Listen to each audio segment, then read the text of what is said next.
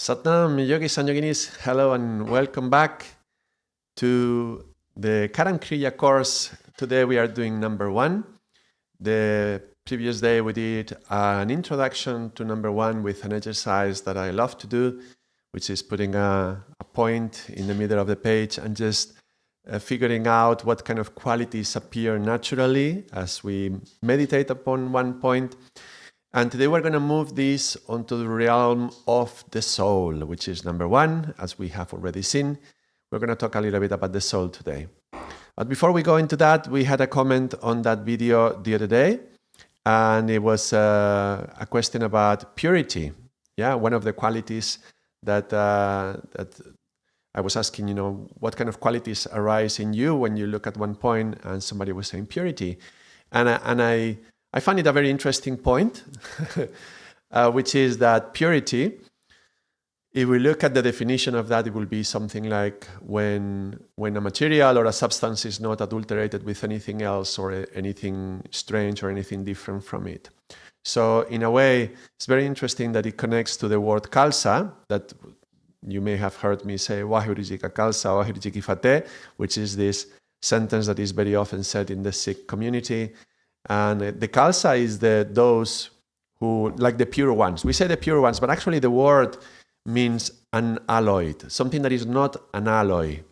And an alloy, in case somebody doesn't know, an alloy is when you have two metals mixed together and fused together at a specific ratio, and then you obtain an alloy material. So steel would be an alloy, and many materials are made of alloys, and you can mix maybe copper and iron and maybe magnesium or some other material, some other ingredient, and then you can do something with that. So those are alloys. When something is not an alloy, it means that it's only one thing, one material. So I can get it. I understand how we can connect this idea that when something is one material, it's not an alloy and therefore is pure. But when we are thinking about the creation of the universe, and we were having the page completely white and then one dot appears in the middle, then there is only one thing. There's only one, and that one is everything within it. So in order for the word purity to have relevance, purity would be when that thing that you are looking, it doesn't have anything else added to it. So it's separate from anything else. So you're already contemplating two things. There is the thing that you consider that is pure, and those things which are impure, which could be adulterating it, but they are not. So the concept of whether something is pure or toxic already, by necessity, even by definition of what pure means, requires a second element that may or may not be present. If it's present, it's not pure, and if it's not present, then it's pure. So the concept of purity it's true that in essence, it's already there in the essential quality of the one point, but the one point is not even aware that it's pure because there's nothing else that could be toxifying it. Everything is together. Everything is uniform, united. So this is like another word. Well, anyway, it's like that. Okay, so there is no the fact that there is no impurity. It doesn't even know, because the essential is just an essence. I think if I keep explaining it, I'm going to make it even harder to understand. I think it's quite clear like this. So in order for something that we can say, oh, that thing is pure, would mean that there is something in contrast which is not pure, which would be the opposite. And that would mean that there is two things. So that is already telling us that purity and impurity is going to come in number 2. It's actually one of the qualities of number 2. And then if we think about it and we consider the different elements, and now putting aside the exercise that we did and we just put one point, we weren't going into elements or anything, we're just putting one point. But if we think about the qualities of the different voices, 1 and 9, 2 and 8, 3 and 7, and we know that 1 and 9 is earth, and 2 and 8 is water, 3 and 7 is fire. if we think about purity, purity is something that has been purified, that has been cleansed, cleaning, yeah? And by the way, we did a video last Tuesday, so if you haven't watched that video in nature, where we did the Sudarshan Chakra Kriya, the best meditation to clean the subconscious, if you want to watch it, you can find it in my channel. But make sure that you check live streams, because normally when I do a live stream, I will put it into regular videos. I cut it and I add it to regular videos. But with those that I'm doing in nature, I'm not doing it because I'm just recording with a mobile phone. It's different than with a computer, and I edit it. So if you want to watch that one, you can find it in the live stream tab of the channel. So just to let you know where can you find that. Anyway, purity. Now, purifying, cleansing, cleaning, that's something that is related to the element of water.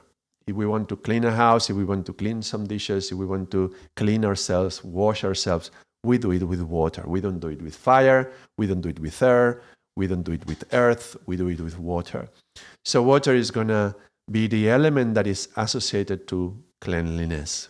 And water can hold parasites and microbial creatures and microbes and things like that. And it can become more toxic, or it can be very pure and just clean, pure water, just H2O, which is already two elements, right? And then it's very pure. So the concept of purity and toxicity is going to be within the realm of the 2 and the 8. All right, so that's answering that comment from the one of the viewers. And I appreciate all these comments. Please write them down. Whenever something arises in you, put it in the comment of the video and I will address it in the following video, or I will reply right away in that comment. If it's something short, I will reply in the comment. If it's something that I want to go in depth, then I will do it in the video, in the following video, like I'm doing right now. So let's go back to the soul. Let's go to the point of the soul. If we connect to this concept of purity, the soul by itself is not pure nor impure, right? By itself is just essential, it's just an essence. There is no concept of whether that could be toxic or pure, and that would be the realm of the 2 and the 8, like I just mentioned, or whether something could be good or bad, which is something that is a judgment that is created from our perspective of our mind by the language that I'm using. If you were paying attention to the previous videos in the Karam Kriya course, you will be able to recognize that I'm using the language of the 3 and 7.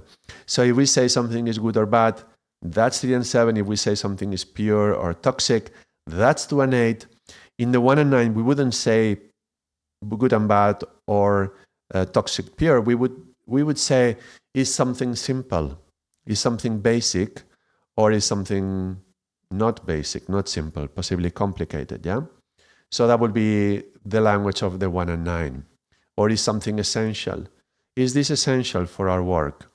If we are having a conversation and suddenly, somebody starts talking about something else, well, is that essential to what we are addressing right now? Otherwise, can we talk some other time, because now we are focusing on this? And the focus is also a word for number 1. So you can see when we are focusing on something, sometimes other things may want to enter, and that will be number 2, and that will be the toxicity. Yeah, then the conversation may be disturbed, and you may want to keep it simple. And you're like, well, what is the topic about?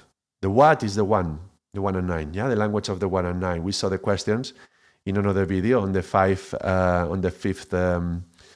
course on number 5. We saw the what was the 1 and 9, the how was the 2 and 8, the why, which is stimulating the mind, is the 3 and 7, the when, which asks for your commitment, that's from the heart, that's 4 and 6, and the who, which is a matter of identity, that's the 5 and 10.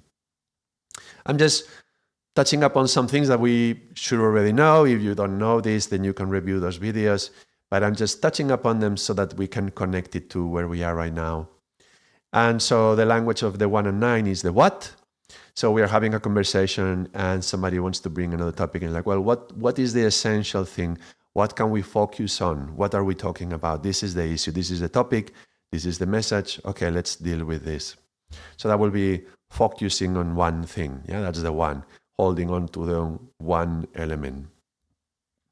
So that's going to be very interesting. And it will be particularly interesting when we are applying what we learn from Karam Kriya to a conversation, because this is the whole focus of the Karam Kriya consultancy training. When we do the training on Karam Kriya, it's how to apply what we know of numbers to a conversation to, in a way, be harmonious and be balanced and be like holistic, and that becomes healing. Yeah, that's the healing conversation. So if we are finding ourselves in a moment when we want to move to number one, or we want to make sure that we are entering into the realm of the one, we may want to go to the essential, go to a what question, finding something simple, something concrete, something specific, yeah, something stable, static, steady. You remember all these qualities that were arising when we were just looking at one point. Yeah, this is the one thing. So what is the point of what you're saying? When you're asking someone, so what's the point? Yeah, somebody's telling you something. What's the point? You're asking for the one. Yeah, somebody's going into a story, and that's into the realm of the 3 and the 7. Yeah, 3-7 is a story, is linked to the mind. And you're asking, well, what's the point? That's going to the 1. And 1 and 9, let's say, because it could be towards the 9 or as well, like what's the objective of what you are saying? Yeah, you're telling all the story with which objective? Objective would be the other side of the 1. Maybe I'm going a little bit too fast. Let me know if you think it's too much at once, and I can slow down a little bit. But yeah, the soul. So if we remember, the whole journey of the Karam Kriya training was going like, you remember this drawing from some time ago? This is the training that started with 7, we moved on to 5, and on the previous week, last week, we did number 1. And 7 was around about the mind, and the story, and the mind games, and our beliefs, and our history, our stories, and all those things. And then we were about the 5. Hold on, let me check one thing. I'm not sure whether the chat is on or not, because I'm not seeing any message, but let me just check.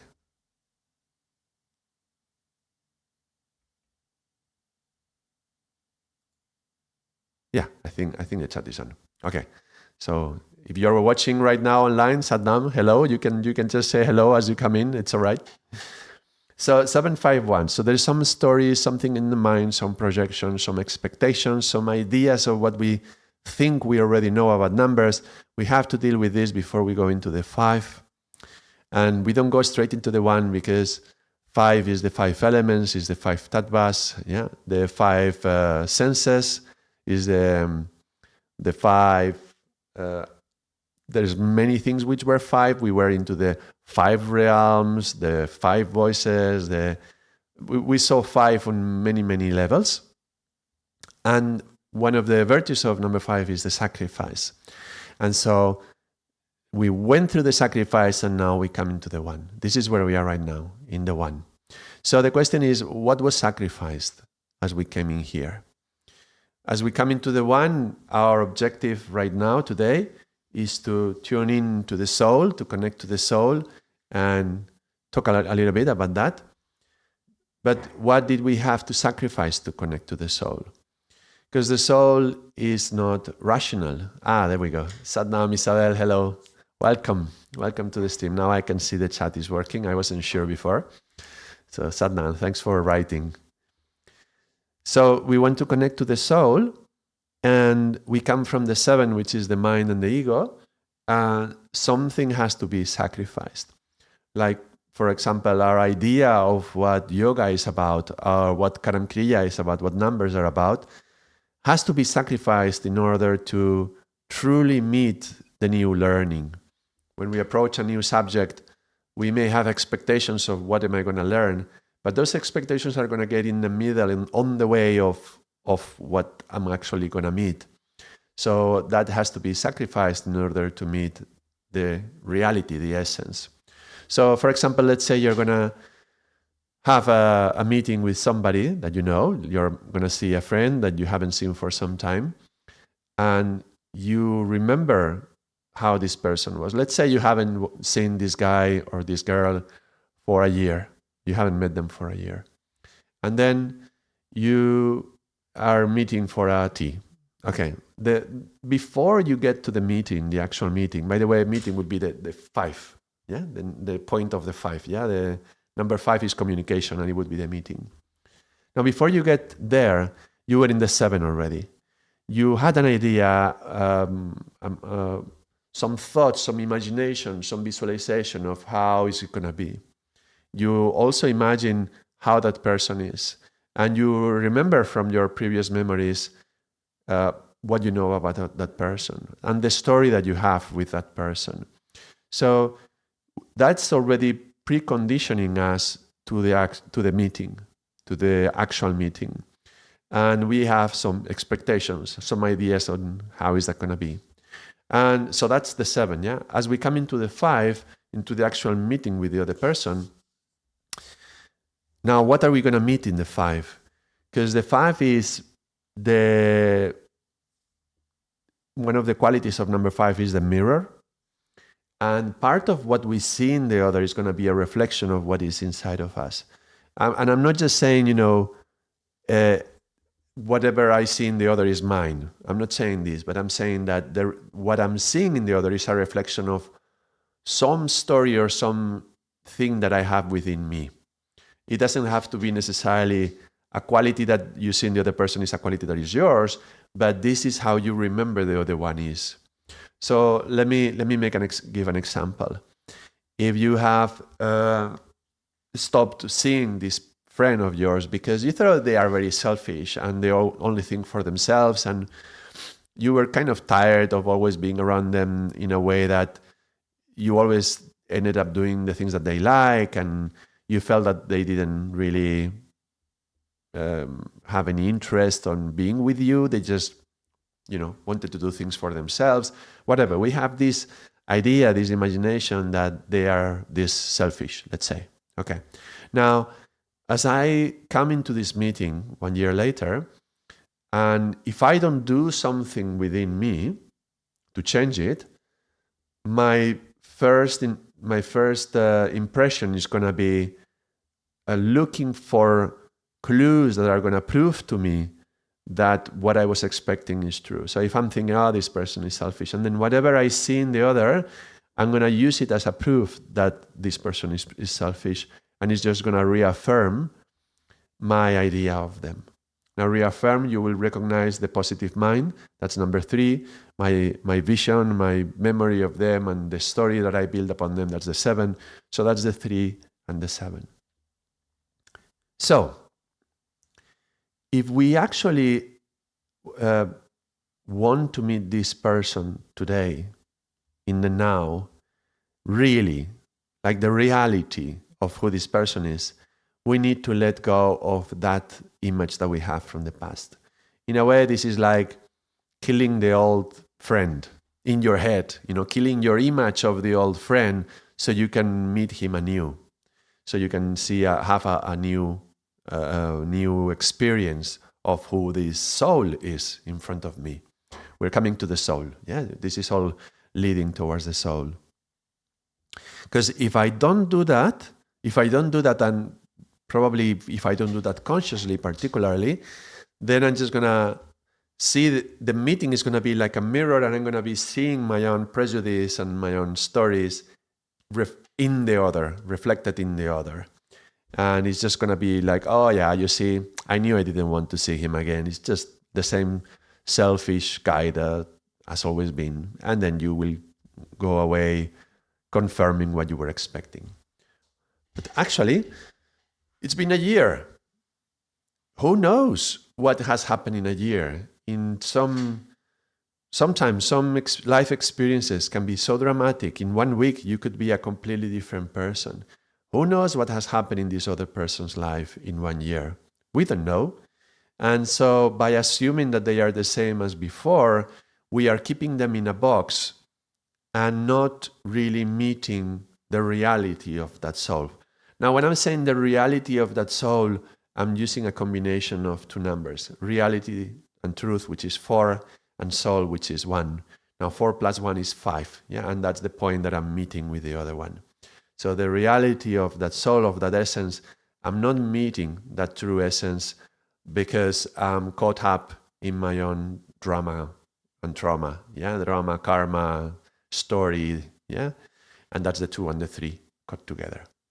So if we want to have a sincere, that would be the 4, connection to the from soul to soul, that would be the 1, then that sacrifice has to occur before.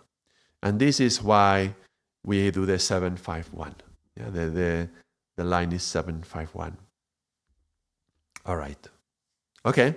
So that's an introduction to the concept of meeting soul to soul.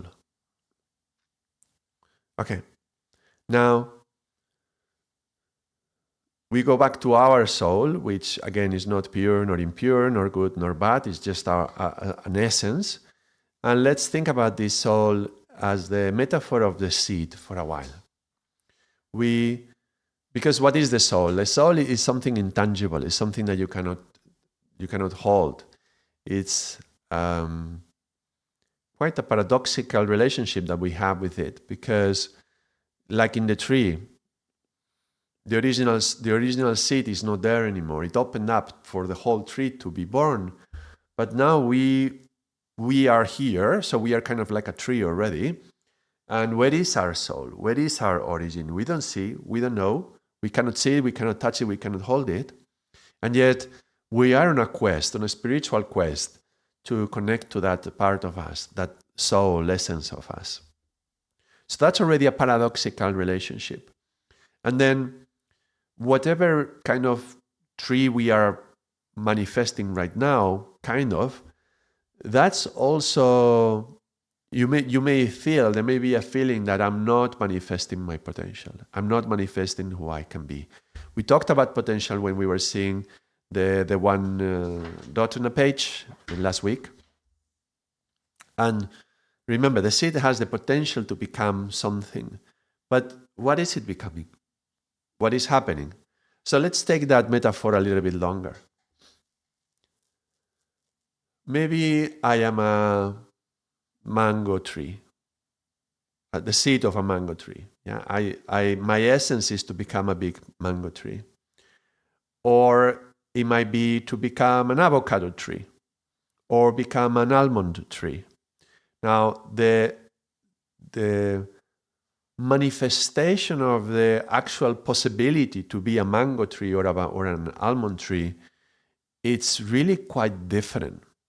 So if I think my soul wants me to go in the direction of a mango tree, but the nutrition and environment and everything I supply to it is what is needed for an almond tree, the mango tree is not going to be fruitful.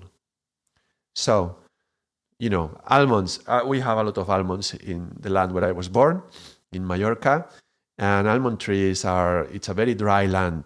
It's quite dry, it's very sunny, it has this Mediterranean climate. You can see almonds and olive trees all throughout the Mediterranean, from the coast of Barcelona, throughout the Balearic Islands, into Italy and Greece, all this. And that's why we have olive oil, and we use olive oil for cooking, and almonds is one of the fundamental ingredients to most of our cuisine, especially for desserts. You can see almond in so many desserts, right?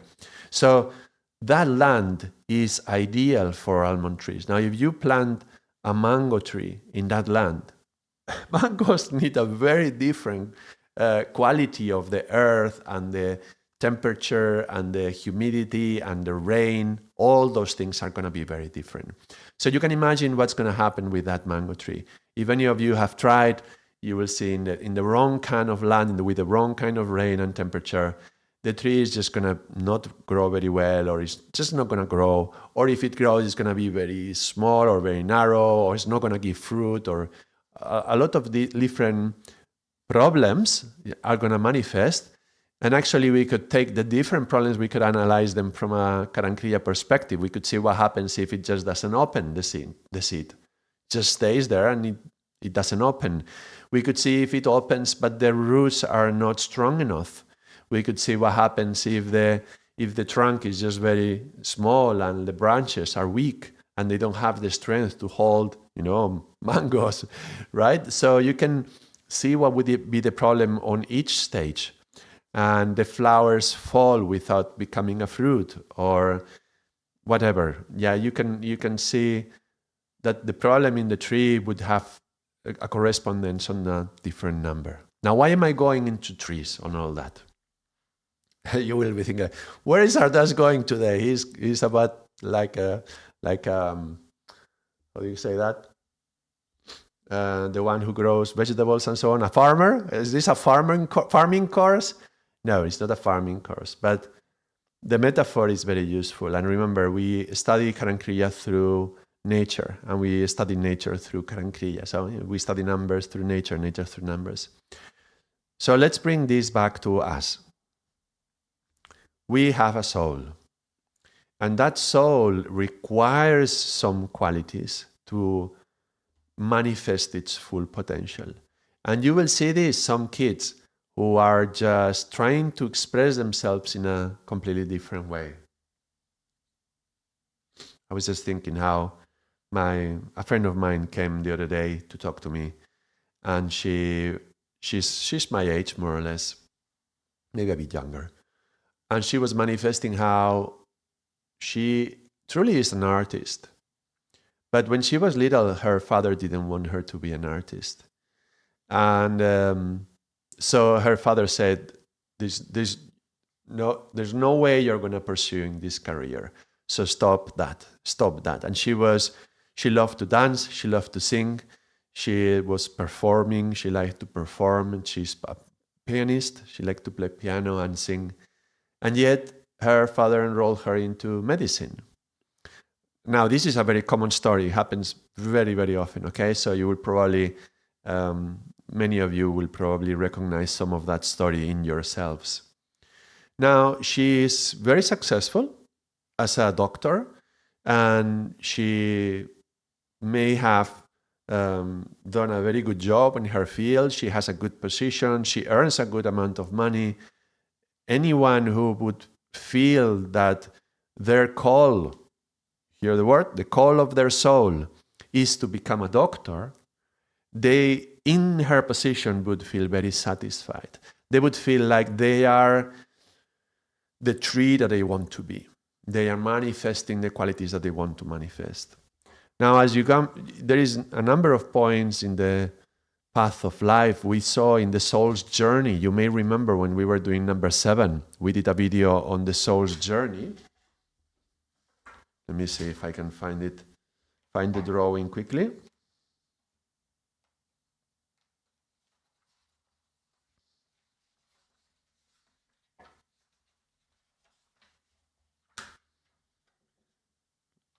I think it's here, but I'm not 100%.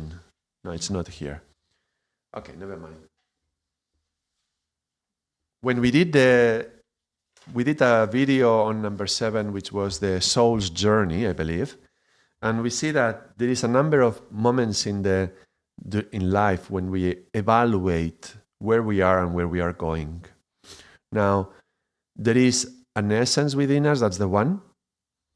Where we are going, that's the 9. So the soul is calling us, in our attention, to move towards our final objective in life, the purpose of life, which would be the 9. And there is a moment in middle age when we are, what it's called, middle age crisis for a reason, when we question, coming out of the bubble, the cotton bubble, if you remember that, the cotton cocoon,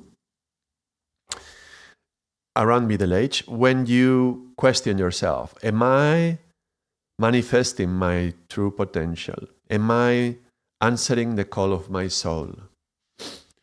And so it is natural for this friend of mine that now she finds herself questioning whether she should drop medicine to pursue the arts. And of course, that has a lot of consequences, and that could be really difficult and really tricky, especially now that she has built her. There's stability in her family. There's also economic stability. Everything is going well, and pursuing the arts is kind of like a dream for her. But hold on, is that like a fantasy, like a dream, like a fantasy of the pear tree who would love to be an apple tree? Or is that the call of the soul because she truly is an apple tree and she finds herself as a pear tree? So this is the key, that is, we need to find clarity within us, whether it is one or the other. Because if it's a fantasy, that's the 7, that has to be sacrificed 5 to meet the true essence of who we are. And it's from our perspective, it's not easy to do. Because we are not impartial, we are not neutral. So when we are having an idea, an image of what we would like to develop for ourselves, that image is 7. So is that image serving my soul, or is that just a fantasy of my ego? And that's a key concept that we need to find clarity. This is where numbers come in very, very handy. Because if we are having a conversation, when you're speaking, I will hear, we can hear whether the language is coming from the fantasy of the 7 or from the 1 and 9. Yeah? So it's something that is part of a fantasy, it's an image that is very beautiful, that is attractive, but that's it, that's 3 and 7, it's very attractive. Or there is an essence calling there. There is a soul that is calling to that. So that's key, and it's not easy to find when we are looking at ourselves. But you can imagine this case. She has been all her life wanting to be an artist. She studied by herself. She learned to play the piano. She was doing theater, all those things. Now she is a well-established doctor, and she questions herself whether I should stop everything to become an artist. So this is the concept of the tree. You find yourself that you've been planted, in Mallorca, and you are a mango tree. Well, that's not going to be very successful. So, but that's the good thing about life. We are not planted in one place, even though we may feel like that, especially, she has a family, and there is the ecology of her decision. Whatever she decides is going to affect the whole family. So she has to think of it very, very slowly and carefully. But you can imagine how we are much more mobile than a tree. We can just change places. And actually, moving to a different country, moving to a different place is a great way to rediscover the call of your soul. So I'll give another example. When I was 17, I moved to the north of Barcelona from Mallorca. And the moment that I did that movement, when I was in Mallorca, everybody related to me in the way that they knew me. So I had some story and some history with those people, my friends and my colleagues and my family. And so they see you in a particular way. Do you remember the thing about the 751, about meeting a friend 1 year later and being able to sacrifice what you remember about them so you can meet them anew and have a real connection to their true self? Well, that's very difficult when you are day after day after day with people who always think you are in a particular way, and you feel the call to be different, something else. The call of your soul is in a different direction. So for me, when I moved at 17, that was such a blessing to be blank page, complete blank page. And I literally took a blank page of paper. And I remember the very first week I had arrived, the classes had not started yet. I had already, I left 1 week to move in with the things in my new house and so on. And I remember everything was ready. It was the weekend before starting the first Monday. I didn't know anyone. And then I took a blank page and I said to myself, who do I want to be? Now that's a question of identity. That's kind of 5'10". But in a way, I think what I was asking myself is, what is my soul asking me? What is the call of my soul? How could I manifest that calling of my soul? Am I going to be the same way I was before? No, I am not going to be that way because I didn't feel realized. So how is it going to be? So one of the things I could remember is, well, I was very, very shy. It was very hard to meet people. I was meeting many people because I was in a band, and with a band you meet a lot of musicians and you move around and so on. But I was shy and fearful. I had been bullied, and so I was always like closing myself and feeling inappropriate, feeling very poor self-esteem and so on. Again, many people may be able to relate to that. Now, the moment I moved to the new place, I said, well, I want to feel like I have high self-esteem. And I don't want to continue being like the victim in this little bubble that I close myself. So I imagine how would that be? And that's a useful way to utilize the 7, the mind. This is a 751 in a different direction, not sacrificing the fantasy of who I would like to be, but actually killing the narrative, sacrificing the narrative of who I thought that I was, the narrative that I was saying in my mind, oh, poor guy, you so inappropriate, so on, all these self-deprecation and low self-esteem feelings and thoughts.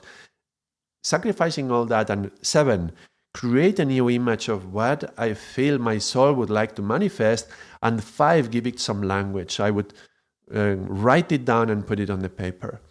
And that was such an incredible exercise. And I did it at 17, and nobody told me to do that. That came naturally within me. To me, today, now I see that was my soul. Yeah, that was my soul right at the very beginning, one of a new life, one.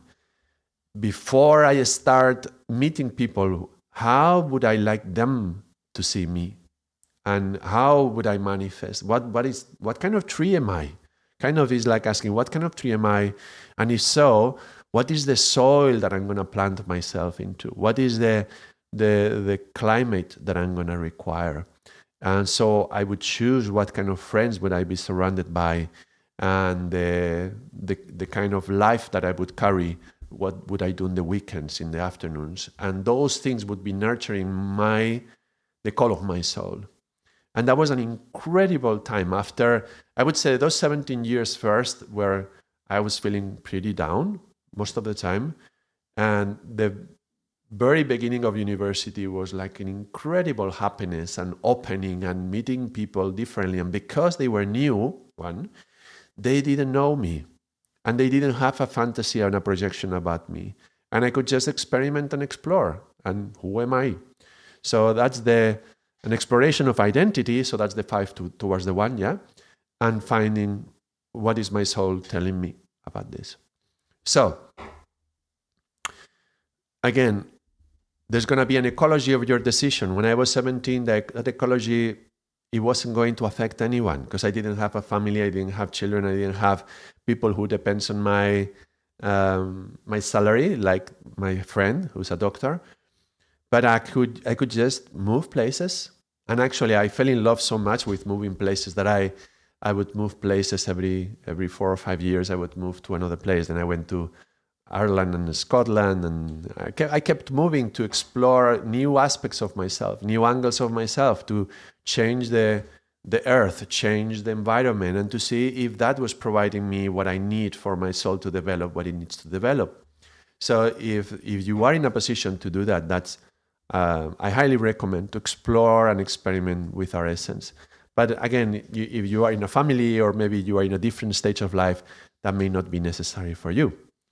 But it's interesting to at least ask yourself the question, is my seed what I think it is, first of all? Do I think I am an almond tree and actually I'm a mango tree? So am I aligned with this essence, true essence within me? And am I moving towards that final objective, that destiny and my purpose on life? Is it going to be fulfilled if I carry on this path? So that's one question. And a good way to answer that question, to find an answer to that question, is twofold, two ways.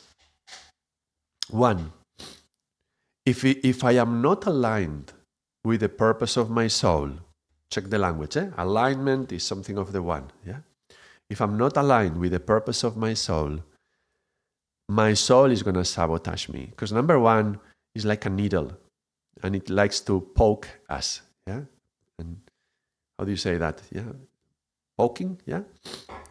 So if I choose the wrong environment or the wrong nurturing for the wrong soil for this kind of soul, then things are just going to be obstacle after obstacle after obstacle. And the sabotage, you're going to notice that is coming from inside, from within.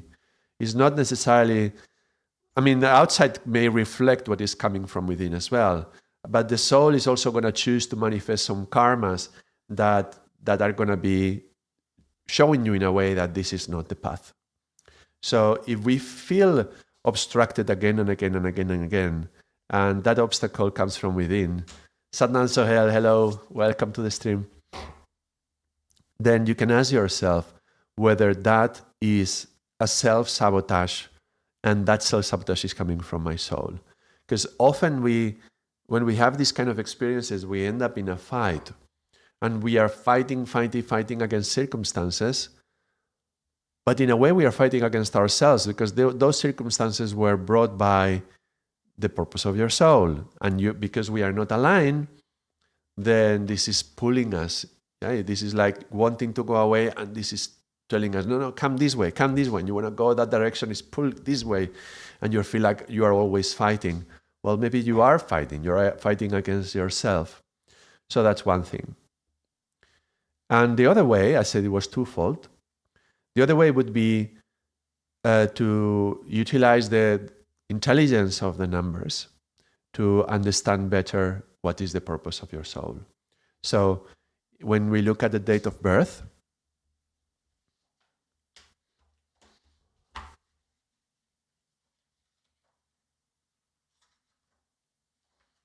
I found the diagram of the soul's journey. This is the one I meant, yeah? So when I did that change in my life, that was in this stage, I was 17, so in this point is when I was reforming my life, and the middle-age crisis is around here.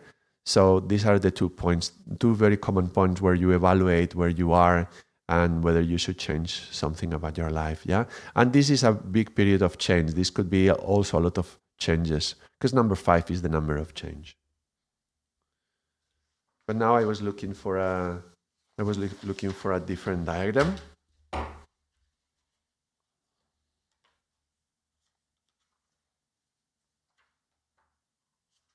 Otherwise, we will draw it here. Because it's been quite a few months since we did number 5, so maybe it's already quite far away, but rather than me writing it again, I think if we see it, it may wake up the memory in you. So remember, this is the what, this is the how, this is the why, this is the when, and this is the who. So we're talking about 1 and 9.